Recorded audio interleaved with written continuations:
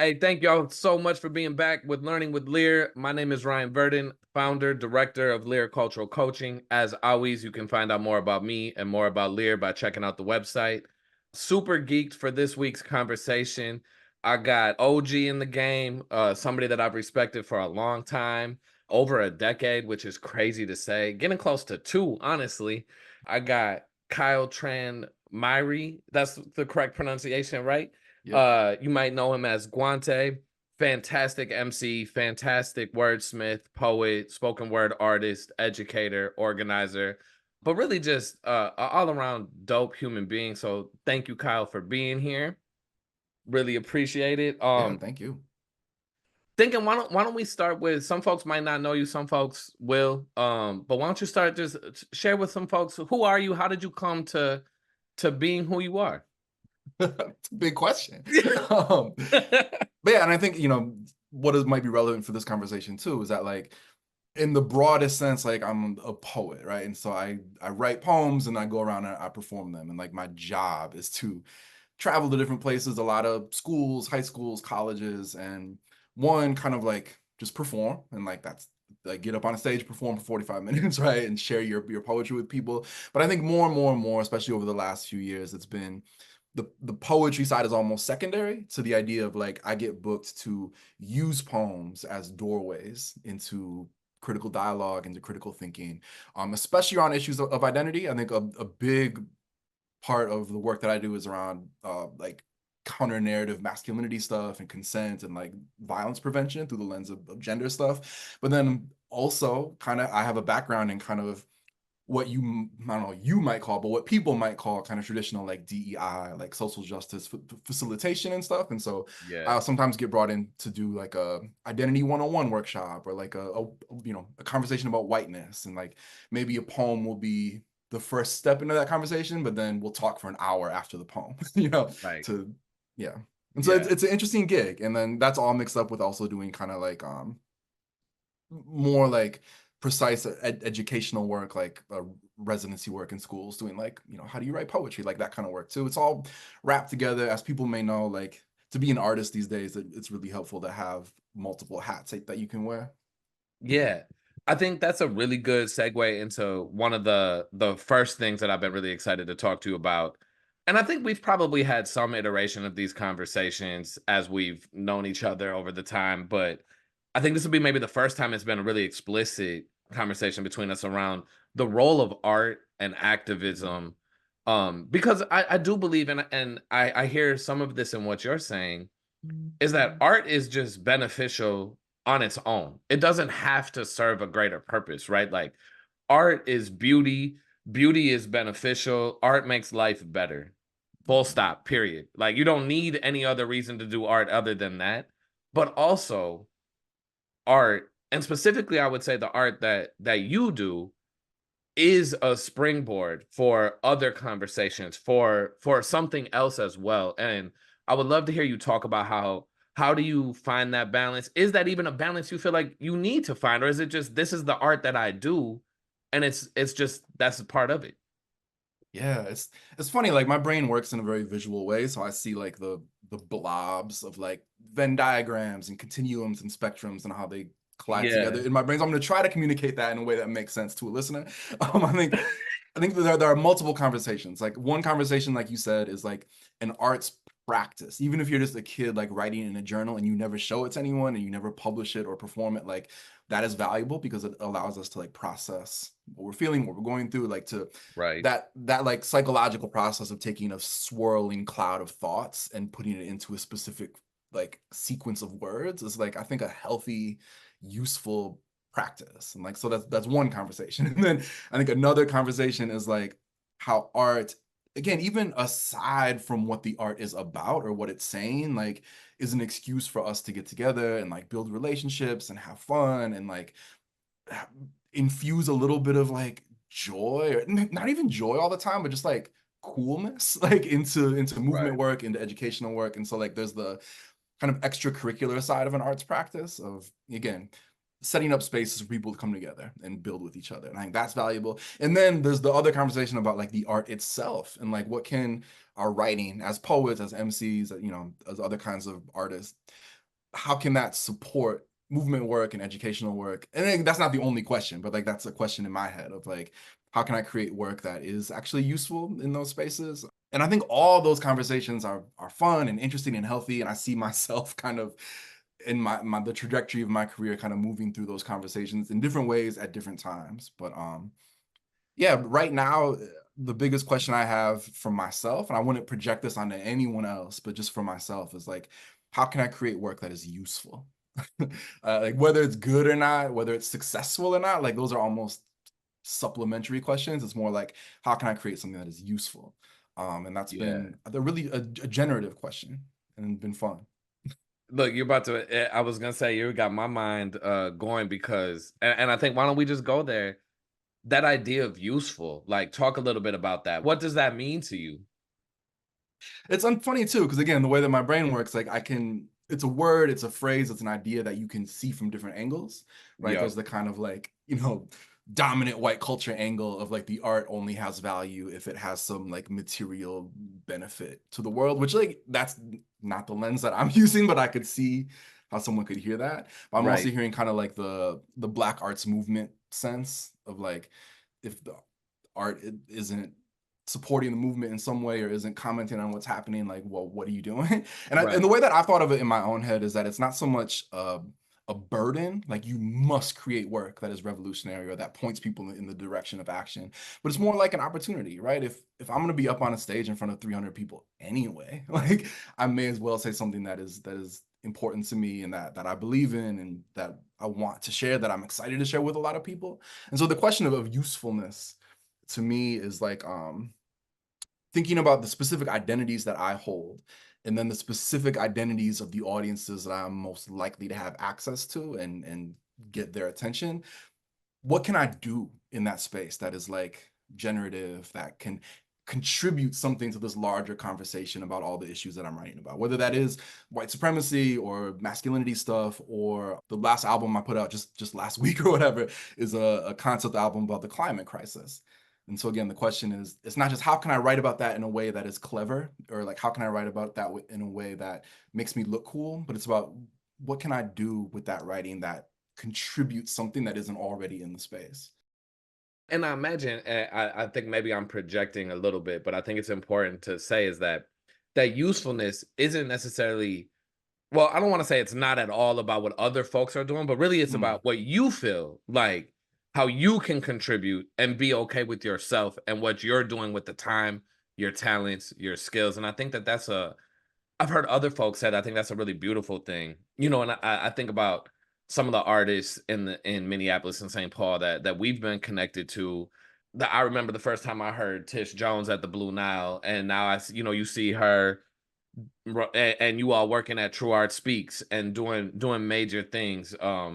The artists that are involved in Compass and taking their art and again having it be what what animates them as a person, not just yeah. what they do, right? It genuinely is how you're living your life, and I think that that in and of itself is useful, Yeah, I right? mean, I Like, can and share not just to put words in your mouth, but like, I think I can share just really quickly like another way to approach that idea. And I think for me, some of the stuff like, you know, you create art because it's authentic, you believe in it. Like that's almost like built in. Like it's never a question of like I'm going to create something that I think is useful even though I don't actually believe in it. Like right, that's not a thing. Like you're already at the level of like I believe in this, I want to do it. It's healthy for me to do it. It's healthy for me to share it. And then I think that next step for me is maybe it's because of my own insecurities or where I come from as a poet, but like I'm not trying to create work that is gonna make other poets think I'm cool.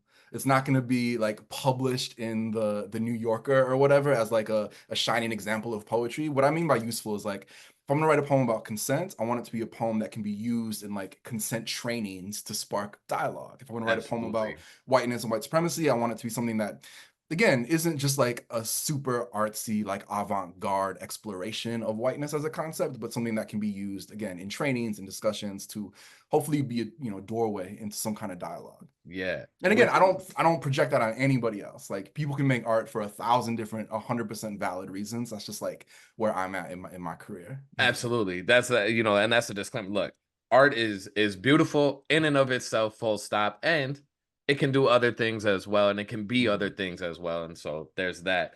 And I think that last point you made is a great segue to another thing I wanted to talk to you about, which is about the impact that your art, specifically your poetry and music, has had. I think about poems that I've used of yours in the classroom. So if you're watching this, you probably have already heard, this. I was a classroom educator, classroom teacher, have been in education for a long time before I started Lear. Currently still teaching at the University of St. Thomas. And so I use your poems actually all the time. Specifically, there's a couple. The 10 phrases to the 10 responses to the phrase "man up" is the one that gets people just like it just always shocked at the response. So I'm wondering if you can talk a little bit about your favorite poems or the poems that you think about that.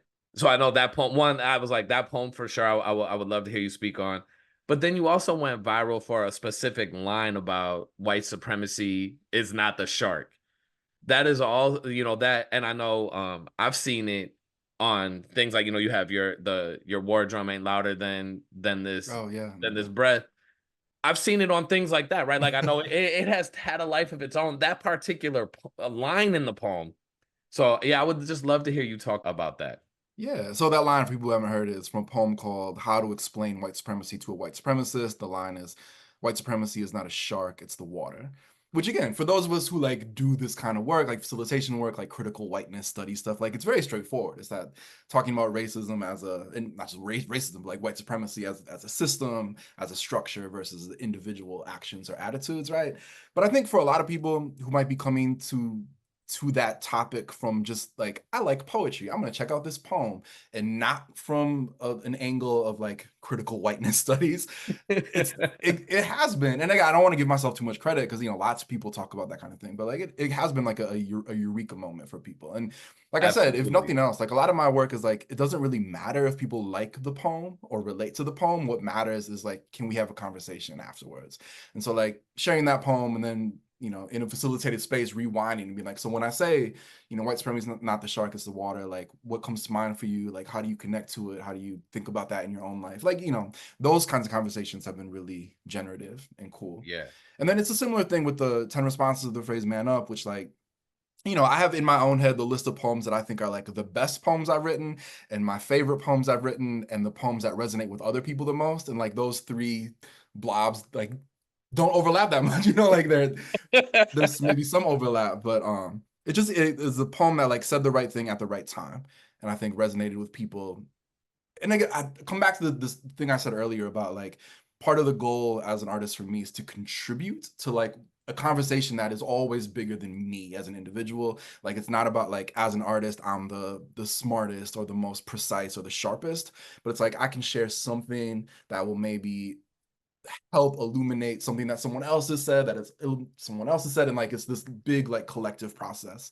And I feel like in that sense, like poems like that, the consent poem that I wrote, the couple other kind of masculinity poems that I have out there have all contributed in a way that like I feel very proud of, without necessarily like saying I am the reason we're having this conversation, because I'm not. And I think that's the humility part is also important. And also, I think, well, let me give you your props then, is that you might not be the reason that we're having this conversation. And I think that that's appropriate, right? Like, matter of fact, people have been having these conversations since systems of Mhm. oppression started. People on the opposite end of them have always said, like, hey, we need to talk about this. It ain't what's up. But you certainly have contributed in meaningful ways. And so I want to take this opportunity to just thank you for your work and say that, and then talk a little bit more about how, so we started with those, right? Like 10 responses to the phrase man up and how to talk to a white supremacist about white supremacy. Those deal with very large systemic issues. I think if you're listening to this and you're like, hey, I don't know what you're talking about, send us an email and maybe we could figure it out. I'll link to those poems as well in the description, so check those out. But what I've noticed is there's an element in your work, and maybe it's just because my thinking has evolved like this more recently, but it felt to me like this has become more pronounced in the last few years with you around celebrating just the average normal guy, right? Like, or and person. I don't want to gender it. It's not a guy, but like, and just the hope that comes with what average everyday people can do together and how much joy it can be. And I'm thinking Yeah. particularly about I actually heard this poem for the first time on Button Poetry's YouTube play. Also check out Button if you haven't, go subscribe to that. And I also learned because the line is your birthday. Is your first line Oh, is your birthday. don't we have the same birthday, don't It's we? yours is the day after mine. Yeah, and I was like, "Oh, I remembered that." Yeah, but when it really is just the wind and not a furious vexation, which that was recently published on the on poets.org, and so it's been making its rounds again. The video version is on Button's page, which is fantastic. But that poem to me hit so differently when I read it this time, and then I went and watched it, Mm, and I was like, "Damn, Kyla is really talking about the joy and the hope of just being in community with one another and being okay being who you are and letting other people be who they are." And you even say in the poem, it doesn't mean that I like them, but I love them. And yeah. I'm wondering if you could talk about that. Is that, am I tripping that that's been an evolution of your work? How are you thinking about that, especially in our times right now? Like, the world is crazy. Yeah. Yeah, so that I mean, when you asked earlier, like what my own favorites, I think that's one of my favorite poems that I've written. And that Yeah. I don't know if it's so much an evolution as like a linear like ABC kind of thing, as much as when you write about a topic over and over again, you want to challenge yourself to come at it from a different angle, right? And Sure. so like 10 responses to the phrase man up is that super direct angle. And Mhm. coming from like the slam world and like the open mic, like performance world, sometimes that you got 3 minutes, you want to grab people and like get their attention and like say the thing you want to say. And like that's a valid approach. Other times, if you're more of like a traditional like MFA page poet, you really want to challenge people and like use language to make us think in new ways, and like that could be another valid approach. And I think for the specific poem, when it really is just the wind and not a furious vexation, to me is somewhere in the middle, in that it is definitely like a masculinity poem, although you never hear the word masculinity, you never hear the word toxic masculinity or Right. counter hegemonic masculinity, anything like that. Like Yeah. it's trying to talk about it in really everyday language. And I love, you pulled out the everyday people as a phrase, like, Sly and the Family Stone. Like I love Look. that phraseology, like more so than like, normal or average, because there's so much baggage on those words, but like Yeah. everyday people, like there's a space for everyday people, however you want to define that. And like, again, we don't need to put our grad school hats on and like do a super deep Right. analysis of that. But I think especially when we are talking about masculinity and about whiteness, and I think the poem is very much about looking at the dominant narrative of survival and of strength and of power, and how that dominant narrative is always like you got to be in control, you got to be looking out for yourself, because as soon as you like turn around to help somebody else, like pop culturally, that's when the zombies get you, or that's when you get betrayed and someone kills you. And like Mhm. the idea that in real life, like people who survive crisis and calamity are not the strongest people, they're the people who can kind of have humility and like work together and put their egos aside to do something collectively and move forward. And I think that's just such a powerful thing on the both a literal level, in terms of like looking at history and when civilizations have gone through eras of collapse, like how have people survived, but then also on like a very personal, like individual everyday relationship level, like how can I lean more into humility and lean away from the like I have to control everything all the time. I love that you talked about or pointed out like everyday people, because I do want to take a second to be very clear about that. Like, there's so much power and beauty and awesomeness in everyday people. There's so much above average shit in everyday people, right? Like, the most fantastic, awesome, amazing people I know, the world will never know their names, Yeah, right? Like, yeah. my mom and pops, the people on Lowry and Central and all that, they're never gonna know they're not gonna make history books, right? Like, God willing, shit. Because if they do, they did something wild. But they're amazing. You know Yeah. what I'm saying? And so, like, That's go ahead, yeah, no, I don't want to go off on too much of a tangent here, but something that's been on my mind a lot lately, and you might be able to relate to this as someone who does like education and facilitation work, is there's I think an attitude around, if we look specifically at masculinity work, there's an attitude that like, well, the right wing has Andrew Tate and Jordan Peterson and these like super messed up like influencers like the manosphere, and they have millions and millions of right, followers. And there's an attitude that what we need is the left wing version of that. We need like a celebrity who can go viral and communicate this stuff. And I really think that's the wrong way of looking at it. I think what we need is not a couple big celebrities. I think we need real investment in what you were saying, those everyday people who are already doing incredible work around this issue. Like maybe it's a football coach, maybe it's a teacher, maybe it's some kind of yeah, mentor in a community program who are not famous and not going viral, but are doing that like on the ground relationship building work with young men around these issues. yeah, And like an investment in terms of like curriculum development, in terms of like maybe it's infusing this in a more intentional way into K through 12 health class curriculum, right? Like that's the thing that gets me really excited when I see advocates in different states like starting to move in that direction. And I think the same thing could be true. I know that you talk a lot about like whiteness and white supremacy in your work, and like I do think it's less about like the left-wing version of the worst people on the internet and more about like how do you empower, like you were saying, these like everyday people who are doing good stuff already. yeah. And that's not an easy question either, because like that's about resource allocation and stuff, but there's something that's been on my mind a lot lately. Oh, 100%, 100%, absolutely. It makes me think of there's that meme out there where you got the bunch of small fish and they're all scattered about, and you got the big fish about to eat them, and then the next, on the carousel on the gram, the next one is all the small fish are organized and about to eat the big fish. And so I think that that's very true. I also think you bring up something that the left misses, in my opinion, at least a large portion of the left misses, is that yes, the right has Andrew Tate, all these people. I'd even maybe even throw Joe Rogan in as some Mm, toxic masculine. You know what I mean? It's wild out in those in the manosphere streets, and they understand what you just talked about around policy. And they're saying, we're not going to have these books in our schools. And they're saying, we're not going to offer AP American history.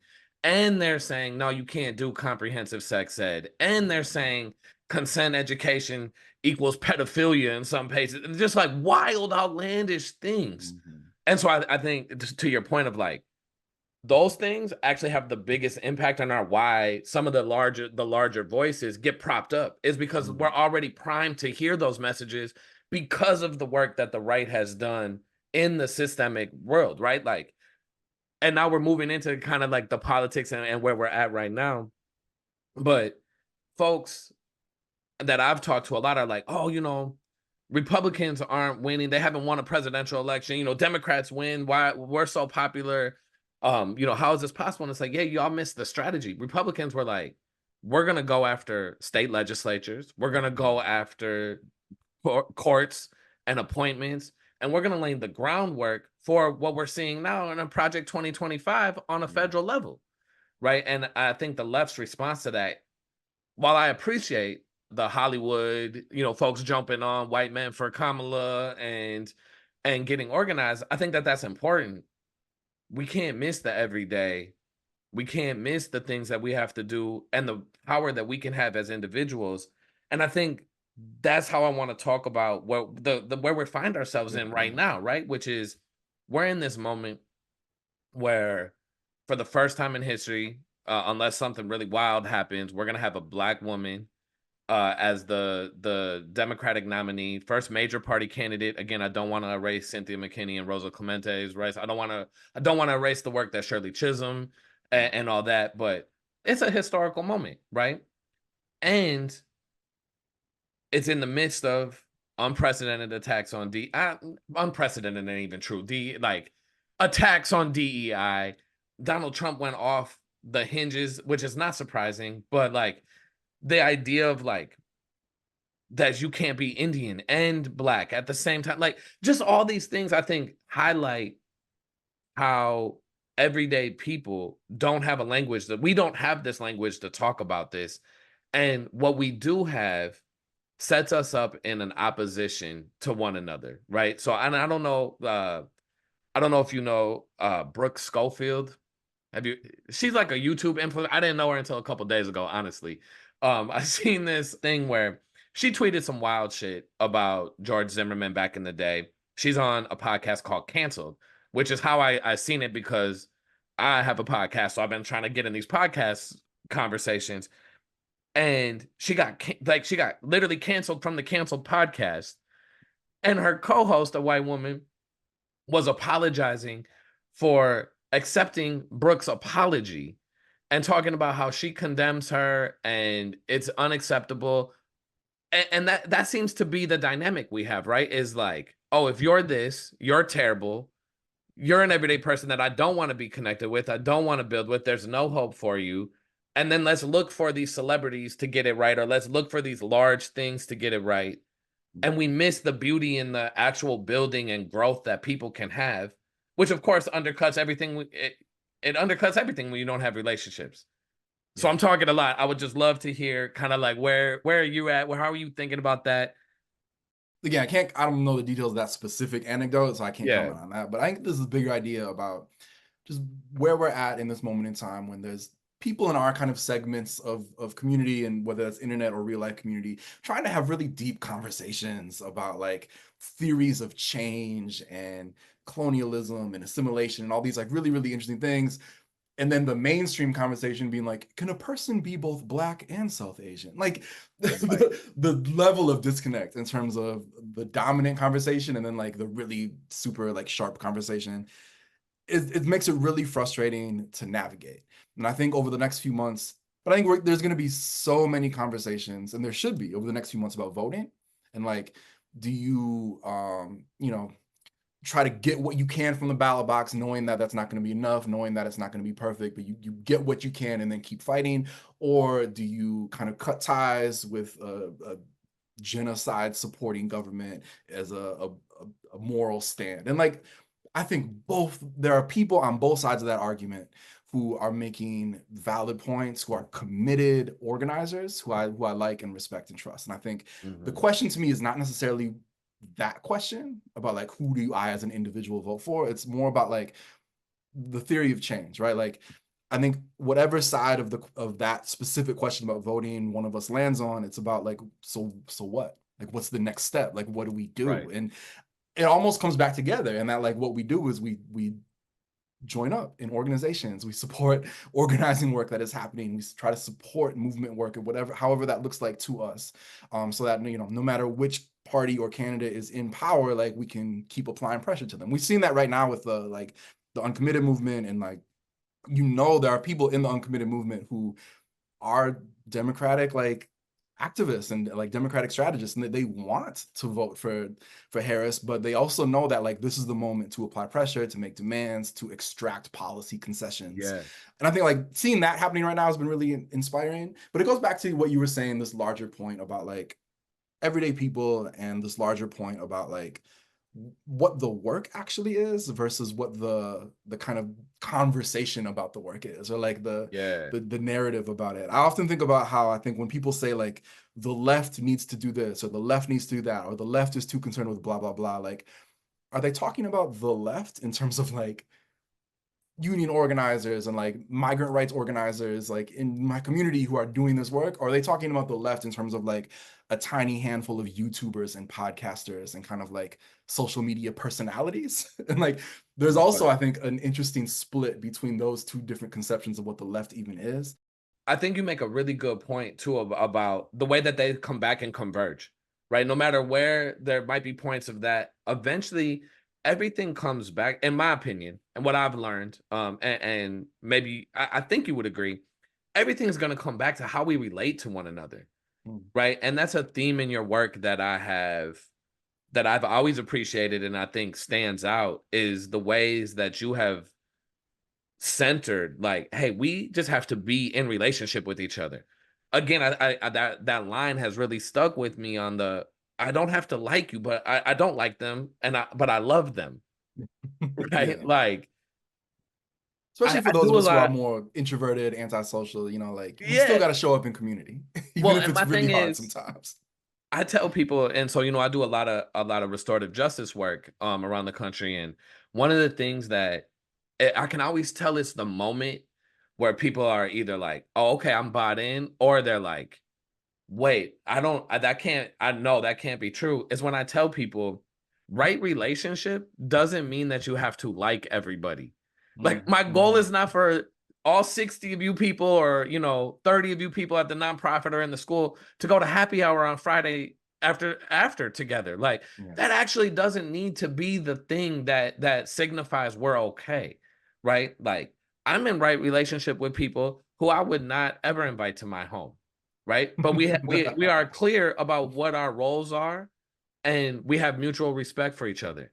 There are people who can't stand me. I'm 100% sure who can't stand me, but who would respect the things that I say on YouTube, right? And might Yeah. tell their people to go, that's great. That's okay. We can be in right relationship in that way. And I think that's what resonates with everyday people, right? Back to this idea of like, how do we connect and be in relationship is I think that most people just want to be like, hey, I'm gonna go about my business. I'm trying to make ends meet and like maybe get a week a year where I can chill and be on vacation.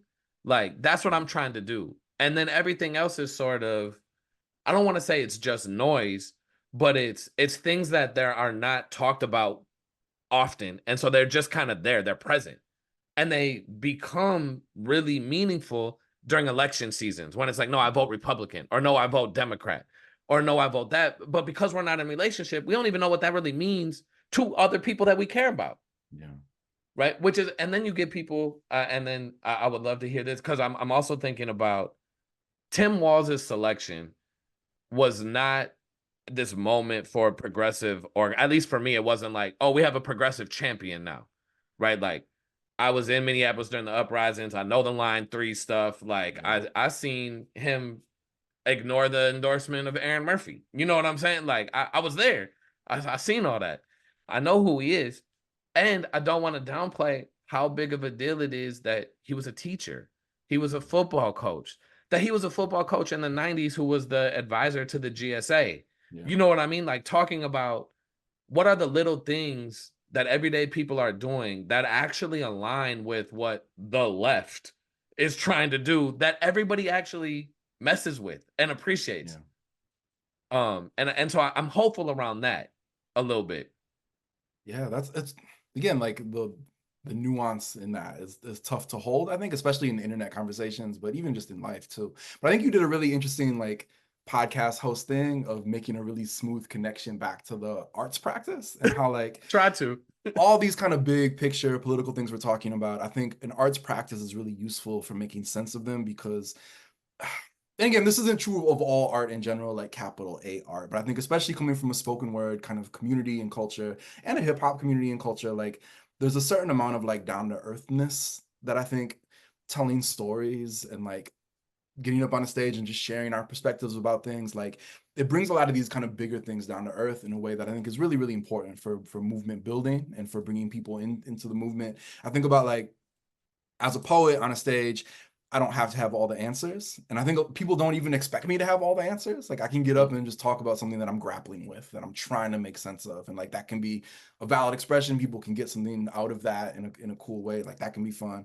I think about the more straightforward idea of just storytelling and how much these big abstract ideals and theories of change and like principles that we hold don't mean anything if they're not like brought to life. And we bring them to life through action, obviously, and how we live our lives, but then also through this idea of storytelling and how we talk about them in a way that again hopefully makes them real for an audience and brings them down to earth. Because if it's all just like rhetoric all the time, like it's gonna lose people. What do you say to folks who in this moment, right? They see the binary, the stark difference between Trump and Trumpism and the excitement around Kamala Harris's potential, foregone nomination and potentially the first female president. the first, woman of color, all of that. What do you say to somebody who's like, oh, and then it's also seeing Trump say wild things like vote for me and you'll never have to vote again. and might be, like, oh shit, this isn't what I thought it was, right? And what I was told about the left, or even what I was told about the right, or what I was told about Democrats, what I was told about Republicans, isn't really adding up when I'm actually interacting with human beings who have these viewpoints. What do you say to them if they're thinking about, like, for the first time voting Democrat, or for the first time somebody's like, maybe I shouldn't use the term man up. Like, Mm. what is that? Or to even the person who's like, nah, man up, man. You're being soft. You're a poet. Like, I think, so it's the most like cliche metaphor, but I think it's a really good metaphor of like planting seeds. And the thing that I think about a lot in the work that I do is that if I'm brought into a college to talk to the football team about masculinity, I do not need the football team at the end of that 2-hour conversation to like stand up and say like, oh, I get it now. Like you changed my mind. Like, thank you so much. Like, I don't need that. I generally don't get that. And like, and that's okay, because the point of, again, an arts practice, but I think also even for people out there who don't think of themselves as artists, like a communications practice, a relationship building practice, like it isn't about a super like, I keep coming back to this word of linear, of like the ABC. I say this, you listen to me, and then you change, right? It's about this broader idea of planting seeds and like presenting models that people can, whether consciously or unconsciously, like look at and maybe start to follow, or like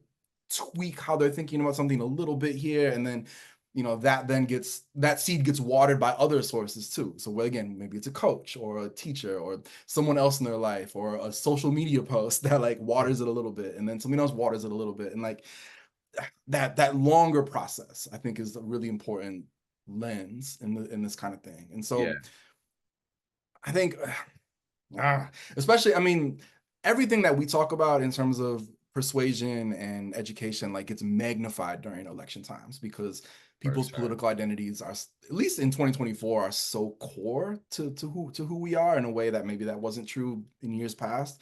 And so it just gets magnified a lot. And I think that idea of you're not going to change someone's mind in a conversation, I think, is that much more obvious in an election year. But again, the idea of changing someone's mind is often presented as this binary thing of like flipping the switch on or off, whereas I think it's a much more complex, dynamic process of relationship building. And we talk about, again, going back to the arts practice thing, like I think it's more and more understood that stories are more powerful than facts, right? I can't just give you a bunch of statistics about the climate Absolutely. crisis and change your mind about it. I have to tell you a story. But then I think the other side of that is that stories are also not as powerful as like relationships, and how, going back to what you said, like the core of all of this is relationships. And like, yeah, I'm going to go online and I'm going to like talk to my however many thousand followers about stuff that I think is important. And I hope that that plants seeds. But at the end of the day, like, I know that I don't have that much control in a sense, because I don't have a deep relationship with all those followers in a way Yeah, that like maybe people in my family or in my life, right. it Or plays out differently.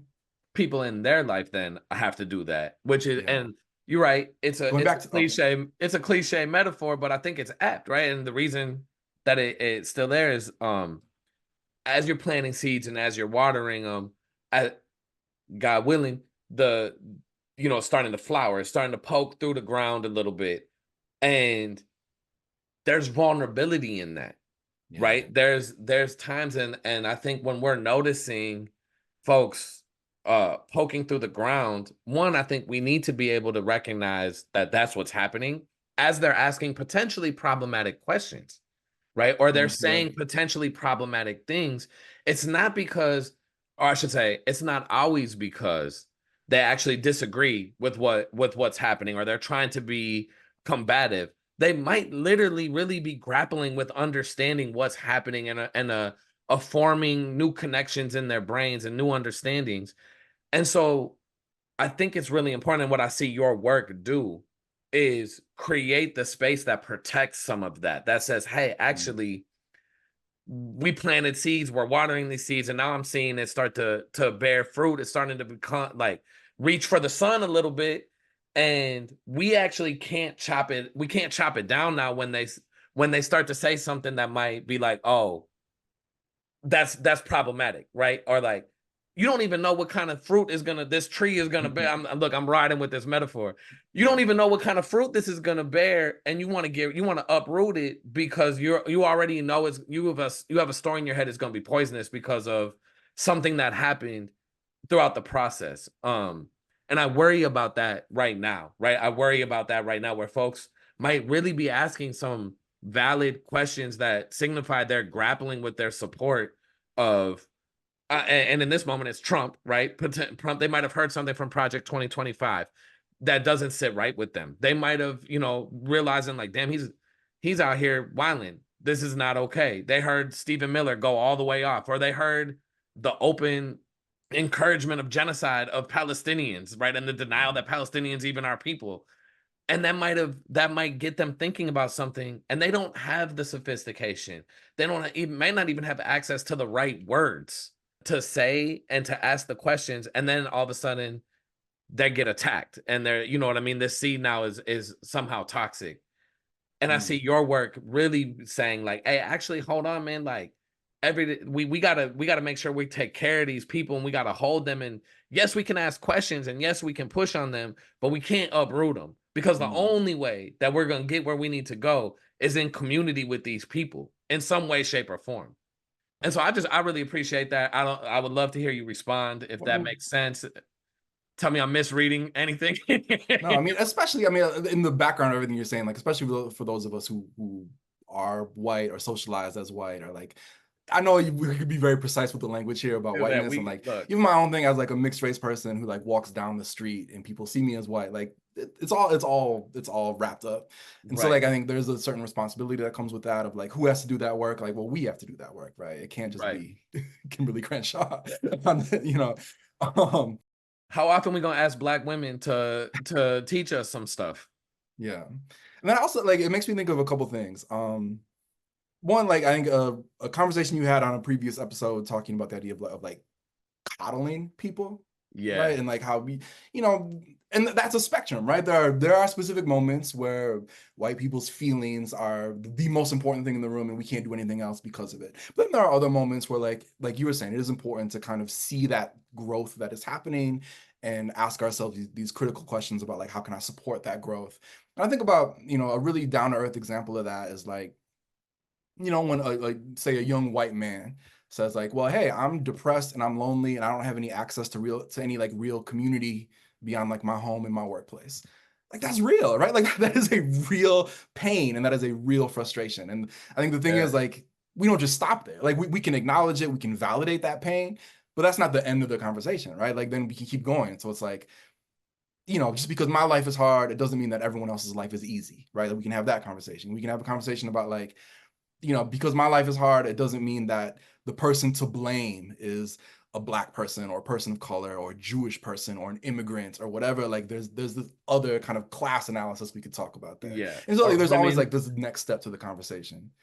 And then it goes back to what you're saying too. Like, I think another step in that conversation is inviting people in to movement work, and like how much healing doesn't just happen on like an individual level because I've read the right books or I've meditated. Like, I think a lot of healing happens through the work, like through like being part of movements for justice and for a more life affirming world. And like, that's a difficult thing to get into too, but I think that look at this would be a great way to kind of wrap up, because ultimately that's what these conversations I hope do are offer spaces for community and healing.